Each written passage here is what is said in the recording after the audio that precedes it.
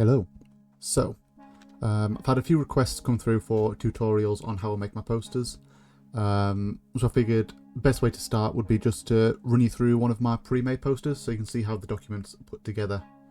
As you can see, I use Photoshop for all my designs. I've looked into using Illustrator, but it doesn't give me the control that I want, really, and I can't be bothered to learn something new. So I stick with Photoshop. Right, so top folder, as you can see, textures, rather simple here, really. Just got 3 textures. Just to give it that paper feel. Control it with the opacity a bit, turn it up. You get more of that texture. Bring it down less.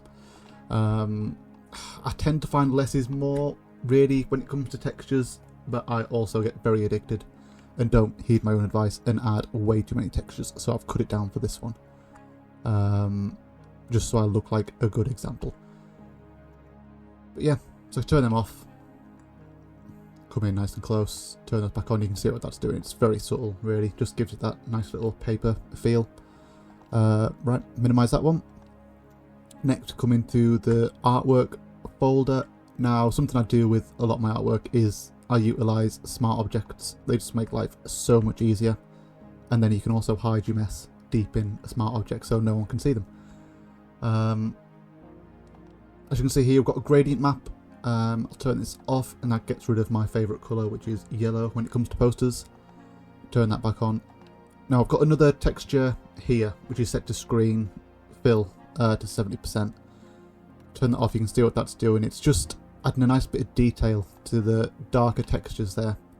Now the reason I've put it underneath is just so it looks like it's sitting on yellow paper. If I drag that above the gradient map, you can see there, with it being a black and white texture, if I just set that to normal and bring that back up, you can see what the texture is.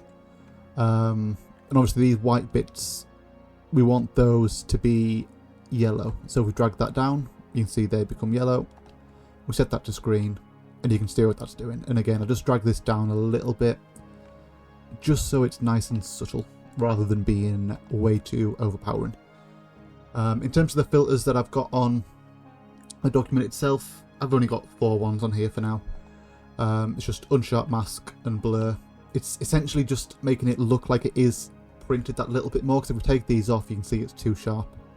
You've got a few sharp edges, you can see the pixels in there.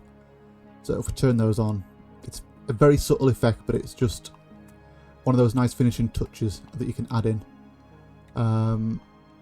So what we'll do now is we'll dive into this smart object so you can see a little bit more. Again, in here there's not really too much going on.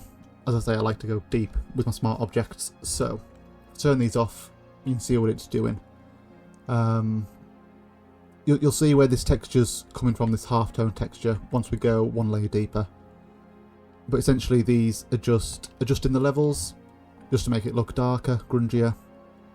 The blur is what kind of brings all the halftones together to kind of form that mass of black, if you will.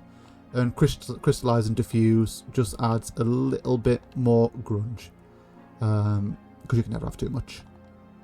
Right. Now this is where it gets messy.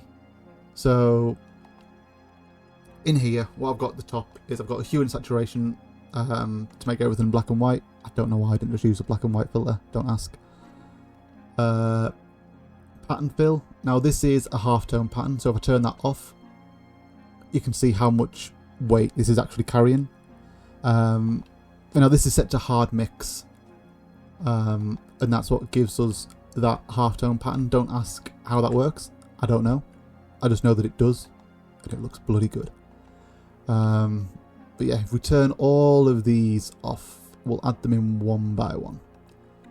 So this is the original poster without anything applied to it, and you can see how nasty it looks. So we'll add these. We'll go from the bottom. No, we'll go from the top and work down. So hue and saturation. So yeah, that adds that onto there. Hard mix. And then I added another one because it didn't do what I wanted it to, and that gives us the black and white. And then we've got another pattern here. This one is set to difference. It's just making it look a little bit darker. It's probably not needed, but again, I had too many things. And then of course I had this one to make it look lighter. Again, it's not doing all that much really. Yeah. And then this next pattern, I like having a play with things. This one's a texture that I've set to screen, just to see what it does really, and it adds a nice look to the whole thing. Yeah, and then we've got, that's just a border, nothing exciting there. The text, March of the Dogs. It was the original title for East Jesus Nowhere, Random Green Day Fact for you. Yeah, rectangle. Again, there's nothing really exciting in here. You can see here that I've got some additional text. I was going to add that in, but I didn't like the way it looked, so I didn't. But yeah, there's not really too much going on in here outside of these filters. Not these filters, sorry, these patterns.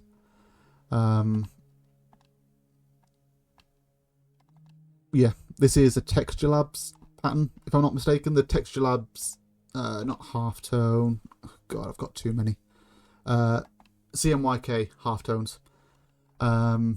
You can use any. I just like the way that one looks. I believe it's free on the Texture Labs website. But yeah, you can see I've got this one as well.